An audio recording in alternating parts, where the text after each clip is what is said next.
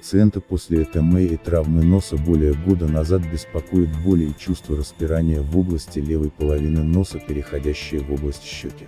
В последнее время появилась боль в районе верхней челюсти слева, начиная от области между первым и вторым зубом, сверху слева и далее по всему ряду до седьмого зуба.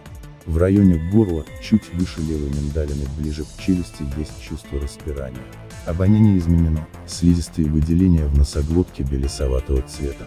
Консультативное заключение по представленным КТК-томограммам пациента 37 лет, дата исследования 24 сентября 2023 года, область исследования околоносовой пазухи, при анализе результатов использованы построения в аксиальной, сагитальной и фронтальной плоскостях, трехмерная реконструкция. Свежие костно-травматические и костно-деструктивные изменения в зоне сканирования не выявлены, мягкие ткани без особенностей. Лобные пазухи с обеих сторон, больше слева, в области соустьев скопления неоднородного содержимого. Остеомиотальный комплекс слева не проходим.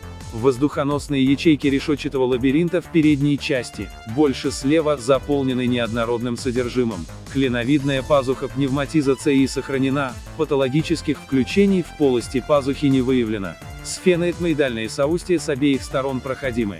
Гайморовы пазухи справа, пневматиза ЦИ сохранена, патологических включений в полости пазухи не выявлено. Слева слизистая оболочка утолщена до 5-8 мм.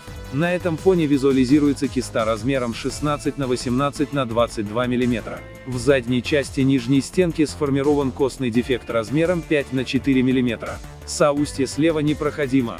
Полость носа пневматиза ЦИ сохранена, патологических включений в полости носа не выявлено. Носовые ходы проходимы. Носовая перегородка S-образно искривлена. Сформирован левосторонний костный гребень до 8 мм, деформирующий среднюю носовую раковину. Пневматиза ЦИ воздухоносных ячеек сосцевидных отростков височных костей, с обеих сторон, сохранена. Заключение КТ: картина костного дефекта нижней стенки, кисты левой гайморовой пазухи, полисинусита, искривление носовой перегородки. Рекомендована консультация лор-врача. 13 октября 2023 года к М.Н. доцент Котов М.А. Заключение не является окончательным диагнозом и должно оцениваться лечащим врачом вместе с результатами других исследований и клиническими данными. Комментарий врача-рентгенолога: в нижней стенке левой гайморовой пазухи есть костный дефект.